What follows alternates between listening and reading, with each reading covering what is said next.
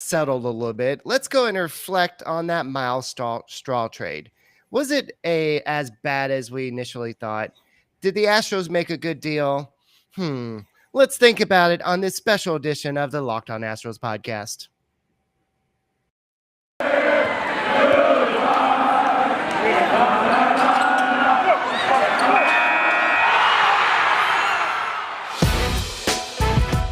It's the Locked On Podcast Network, your team every day.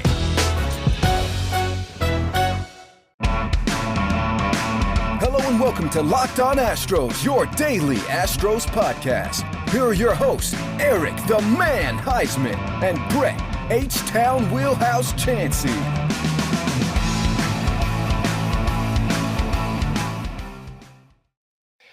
We are Locked On Houston Astros, and we hope that you join us for a daily Locked On Astros podcast. And it seems like an hourly Locked On Astros podcast with a trade deadline. And I know I did a instant reaction earlier, but you can find me on Twitter at Eric Talk Stros. You can find the show at Locked On Astros, your team every day. And Brett wanted to get into this Myles Straw talk. So, Brett, where can you find you at? They can find me at H-Town Wheelhouse on Twitter and at Stros411 on Twitter, Instagram, and Facebook. Always positive, always Stros. So do you always wear naked guys on your shirts or something? Hey, this is the Altuve rip the jersey off from Breaking T. I actually have a Chasmanian Devil shirt that I was going to sport, but I was like, screw it. Tucker's in center field tonight. So I'll save the Chasmanian Devil for the next game and hope that he goes off. And if you want to get that shirt, you can go to breakingtea.com/talkingstros and get your shirt there too. So anyway, let's go ahead and dive into this. I've had some time to reflect on it. And I know initially we were like, okay, well, you're trading away Myles Straw. Is there something next? Now that we know that there's no other trades in the works, was there something in the works that James Click couldn't finalize? I don't know. I don't know if we'll ever know. Maybe there was something for Byron Buxton and it just didn't go through.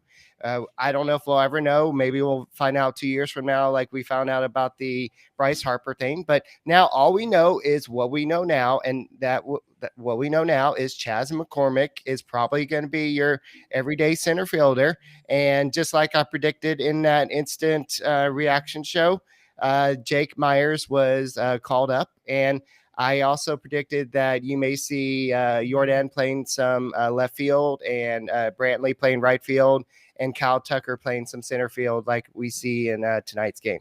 So what was your initial reaction? Because I know when I told you at first, you're like, no, you're kidding me. Yeah, okay. For one, I was at a water park when this happened, so I wasn't paying attention to the deadline.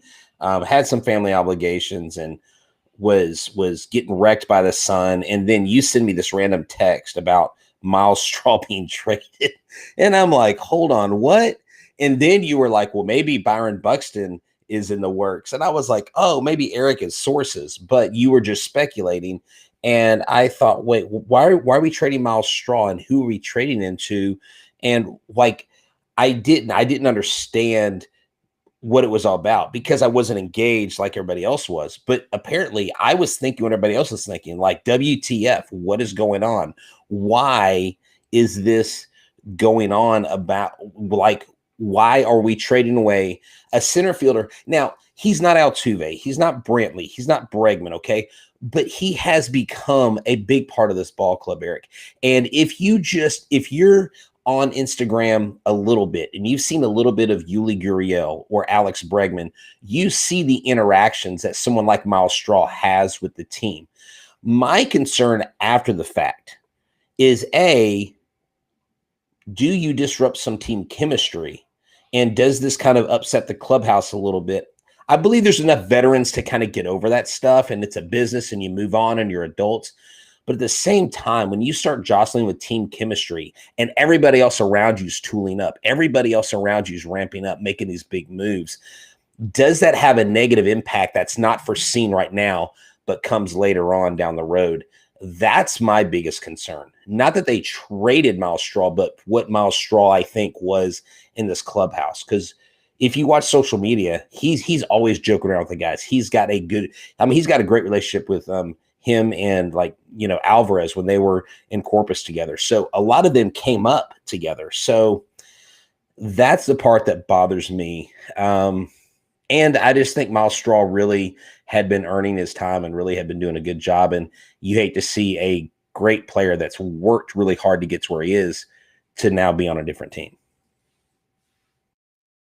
Thoughts by Dusty. All right. Asked if he was upset that the Astros traded Myles Straw, Dusty Baker said, I can't answer that. I don't think that's anybody's business. I'm not the decision maker. Sometimes you have to do what the organization asks. Sometimes you don't have a choice. Yeah, he doesn't sound happy about it. He does not sound happy about it. And Dusty Baker also on Kyle Tucker playing center field today. It wasn't because that Myles Straw was traded to Cleveland. That's what I was going to do anyway. We hope he could play center field well. I wanted to get Alvarez in the game. We're certainly going to miss Straw. This is some of the sad parts of this game. Yeah, definitely. And it's going to happen. It's reality. Someone had interacted with me online. I believe it was Ghost Stros. I don't know the guy's name. Ghost Stros won. But he said, it's not like we lost, Brantley or whatever. These guys at the end of the day know it's a business. Myles Straw, good for him. He's going to get to spread his wings more. Heck, down in Florida, De La Cruz is starting in right field tonight. So he's getting a chance. Abraham Toro is going to be. So these guys are getting their chances. So for them, it's probably a good thing down the road in their major league career. But still, it's like, okay, Myles Straw, I think for me, it's because he was not on my radar at all to get traded. I don't think he was on yours, or I don't think he was on anybody's. James Click is not Jeff Luhnow. I think he's not Jeff Luhnow. I think a lot of people in Jeff Luhnow's organization or his posse, I think they leaked a lot of information, or Luhnow himself leaked a lot of information, because we knew a lot of what was going on in Luhnow's hood. But with Click, you don't know what's happened. It just comes out of nowhere like that. I mean, you might know some stuff, but we didn't know a lot about that. So here's what Click had to say about Madden. He said that we felt like we needed one more weapon out there in the bullpen to solidify things. I felt that Chas McCormick had done everything to earn a lot more playing time. He's been exceptionally effective. Jake Myers can bring a lot of athleticism to the team. And Madden's got a lot of swing and miss, a lot of big outs in the bullpen, and showed the ability to pound the zone with stuff that results in a lot of big outs. As I said earlier, his spin rate is exactly what the Astros like. He's in the 91st percentile with his fastball, and he's in that with his curveball spin, 94th percentile. So that's exactly what the Astros look for. Now, his ERA is not sexy at all with the 4.57 ERA, but if you look at his FIP, it's like 313. Where is it? It's 313, which means that he's been a little bit unlucky this year. So if the Astros, if Brent Strom can do anything, he can probably fix him, and maybe work a little bit with Yimi Garcia as well to make them become even better pitchers. No, yeah, definitely. And I think when you look at ERA for a relief pitcher, I'm learning that ERA is not the best stat to look at for a relief pitcher, the FIP and other metrics, and that's why they're there. I know there's a lot, some people say, well, for 100 years we use the ERA as the measure of a good pitcher. Now all of a sudden we throwing it out. It's not that it's being thrown out. It's that when you're a relief pitcher, you have to take in other factors. You're not starting the game. There are all these factors: the ballpark, who's hitting, where they hit it, what the positions are, all those things. And so I think that's definitely something that, they saw. That's right. They saw that this guy gives them stuff that they want. Now, I want to highlight this comment right here because I think it's a good comment. Chemistry is in question for sure. Winning will cure that. Chas and Jake need to take advantage of this opportunity. And Eric, if I could just reference the interview I did with Jake Myers at Constellation Field when he was with the Skeeters. Great kid from Nebraska, went to the University of Nebraska, was just a hard worker, grew up around a farming community. And so he's all about the grind. He's all about getting better. And he just said he was seeing the ball. He had worked on his swing. Because I asked him, I was like, you've had this uptick in home runs. What's the difference? And he said, I've made changes. The Astros have really helped me work with my swing. They've got great hitting instructors. And so he was really pleased with his development. And he said, I hope to contribute on this club soon. And of course, he didn't know, like a month later, he's getting called up. So who knows? This could be a situation where he really embraces it. Chas McCormick really should embrace this. And if both of them do, maybe they don't have much of a drop off. They gain something in power for sure right off the bat. Well, I think that James Click is definitely betting on Chas McCormick running with the everyday center field position. So let's talk a little bit about betonline.ag. Yeah, BetOnline is your online sportsbook experts. If you are getting it, if you're into betting, if you're an avid bettor, if you're not like me, you're just kind of novice, go to betonline.ag. They have all the information you need. They have the latest scores, the updates. They have all kinds of props too. You can look at how many pitches someone's going to throw versus how many home runs, who's going to win the home run contest, who's going to win the batting title, who's out of the West is going to win the World Series, all that stuff. So check out betonline.ag. Use your mobile phone or your computer, and when you use the promo code Locked On, you'll get 50% off your first deposit as a welcome bonus. BetOnline.ag, your sportsbook experts. I wonder if on his flight to Cleveland, I wonder if Myles Straw has some Built Bars with him. Hey, Built Bar is a great thing. Even if you've been traded and you're going to Cleveland or you're staying in Houston and you're getting called up, it's the best thing to do. Why? It's a protein bar, A. B, it's wrapped in 100% chocolate. And C, it's good for you. So it's basically a candy bar that's good for you. So why not get Built Bar? Go to Built.com. Use the promo code LOCKED15. You'll get 15% off. The same discount Eric and I get. See, I get used to pointing. Eric and I get when there you go. Thank you. I'm having a hard time with that. All right. So I digress. I could never fly a helicopter. Anyways, Built Bar is the best protein bar in the land, hands down. So go to built.com, promo code locked15. Go to builtbar.com. All right. So I'm looking at Tony's comment. The price was probably too high for Kimbrel and likely Bryant. Looking at what Chicago gave up for Kimbrel. Yeah, the Astros couldn't have matched that. That was give up Nick and Mangrel, and I forgot who the other guy was, but yeah, that's a. They gave up. Hold on, they gave up Madrigal or really the second baseman. See, I didn't even see what. Don't the pieces go to were. Water Park on trade day, dude. My family's in from Kansas City. What am I supposed to do? Tell them it's a trade deadline? Anyway, but yeah, the Astros, what the Astros did was they rebuilt their bullpen and without trading any of their top 30 prospects. So yeah, it's not the most sexiest picks that you could have got. I think Graveman is a huge upgrade. I think that Yimi Garcia could be a big upgrade. The other two are still up in the air, but they did all these moves without trading any of your top prospects. And so, yeah. Look, here's the thing. The Dodgers traded 2 draft picks, 2 Kyber Ruiz, who is going to be a stud in this league, and their other guys, their second best prospect, for 2 rentals, Eric. They didn't do a Max Scherzer extension. Who knows if he signs again in LA? Now, he may, if the whole whatever happens with the whole Bauer thing. Turner may, because Seager's probably gone. But as of right now, it's a rental. You gave up 2 prospects for hoping and crossing your fingers that you get to keep them coming back. And I saw someone earlier, and I don't know if they were kidding, where they're like, hey, guys, calm down. We're still good. We're not like upset or freaking out, or this isn't like 911 that's, burn the house down, everything. I think the Myles Straw thing just strikes us on an odd note, because he is not at all who we've talked about in any trade scenario whatsoever. That's obviously why we're not GMs, and they are. Well, there's a lot of people talking about upgrading his position. Like there's a lot of people across baseball saying, well, the Astros need to trade for Starlin Marte. But they never mentioned sending Straw in that type of deal. I do.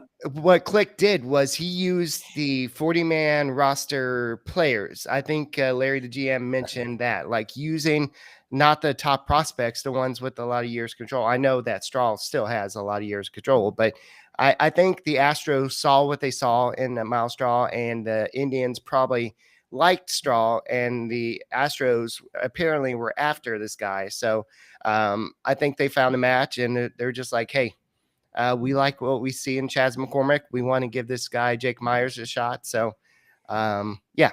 So I see somebody going back to trust the process. Oh, no, we're not going back to this again. It's a trust the process. No, but I like what Steve Harden said, and that's why I had that up there. You didn't touch guys like Hunter Brown, Corey Lee, Pedro Leon. I mean, Pedro Leon's hurt right now, but Siri. I mean, you didn't touch those guys. They didn't go over the luxury tax threshold. That's true. You did all this. You improved your bullpen. It's a much deeper bullpen. It doesn't have a Craig Kimbrell in it. That would have been a lot better, but the White Sox are that much dangerous with their closers now. It's their bullpen was already great. Their pitching was already great. Now they have Kimbrell.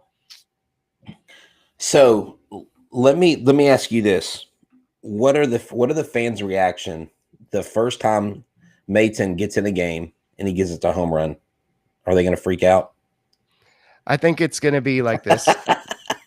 Oh, it doesn't show up that good on there, but no, but I'm saying like people are gonna lose their, the second the new relief pitcher or Graveman or any of these guys does something negative, they're like, see, I told you shouldn't have got that guy and all that stuff. But we have to trust their analytics department. Analytics is the name of the game. It's not people. It's not like, we really like this guy. He's a good chemistry guy. It's like, hey, these numbers say this, his numbers say that. Let's part with this guy. Let's grab this guy. And that's what it's about. And it is a business. So the Astros lost Myles Straw, Brian De La Cruz, Austin Pruitt, and Joe Smith. They added, and Abraham Toro. They added Phil Madden, Kendall Graveman, Rafael Montero, and Yimi Garcia. So they did not trade any of their top prospects away. I still think that's pretty impressive. The biggest loss, I think, there could be Brian De La Cruz. So we'll have to see how that turns out. Austin Pruitt, Joe Smith, yada, yada. Myles Straw could be a chemistry breaker. What is this? Staying in the lane, bro. Eric is the numbers guy. What am I? Just the face of the operation? Is this the money maker? Let's go with that. So. So click on the deadline deals. He says, I think the moves we made really shored up our area of our roster that we felt like we needed a little bit of attention. Again, I really feel good about our offense, feel really good about starting pitching, and now I feel really good about our bullpen. So how do you feel about the bullpen, guys? Leave your comments below.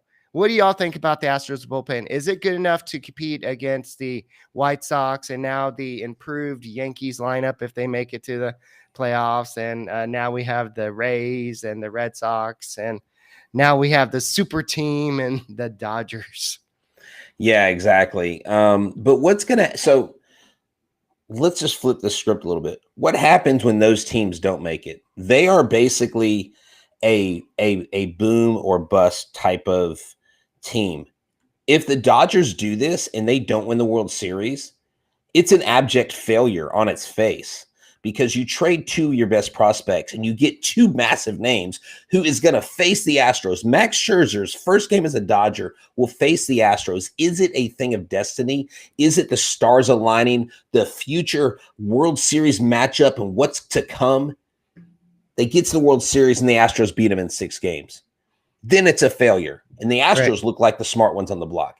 But let me tell you something. Make no bones about it. This team is going to go for everything they can to win the World Series. Don't think that suddenly they're like, oh, crap, we didn't get any big name. We can't win now. Screw it. They're like, screw the league. Screw the haters. We're going to continue to use it as fuel, and we're going to continue to be the best team in the American League. We're going to continue to be one of the best teams in baseball, and they're not letting up anytime soon. I'm so excited about the game tonight, by the way. Oh, hey, by the way, I heard that there's a rumor the Astros about to make a trade for a third baseman. His name is Alex Bregman. No, Alejandro Bregman. Oh, okay. All right. Alejandro Bregman from Albuquerque. Okay.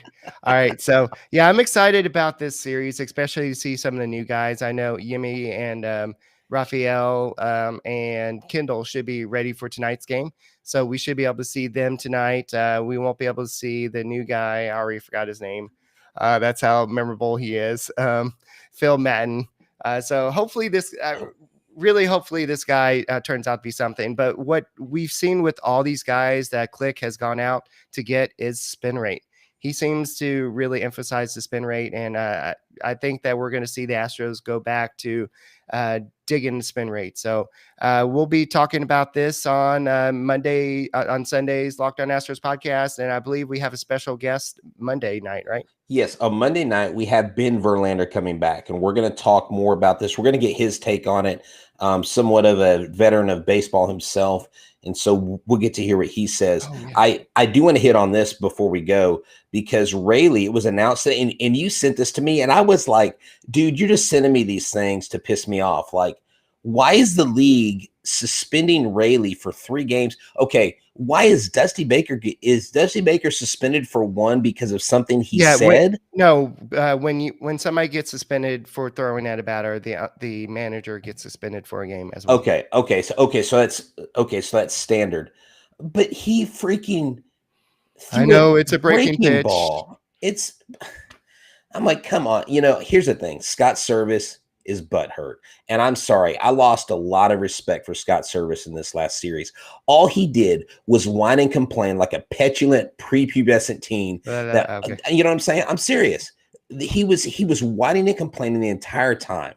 And it's like, get over yourself, dude. And then he gets our guy suspended. And someone's like, suspend him for the whole year. He's terrible. No, Rayleigh's still part of the team. You don't want to lose a relief pitcher to a suspension, a 3-game suspension. But if you look at my depth chart with all my new relievers, all the Astros new relievers, Rayleigh may not be on that depth chart for too much longer, depending on what happens with Pedro Baez. And I know Pedro Baez is not really throwing; he's throwing in the 88s to 91, so he may not be overly effective. So we'll have to see what happens. But the Astros bullpen is deeper than you guys think, and it could be a little bit more dominant than you think. So we don't have to rely on the Brandon Belaks anymore and the Ralph Garza Juniors. And so we can rely on some actual quality arms. Yes, it did cost you a Myles Straw, a Abraham Toro, who came back and kind of bit you in the butt a little bit.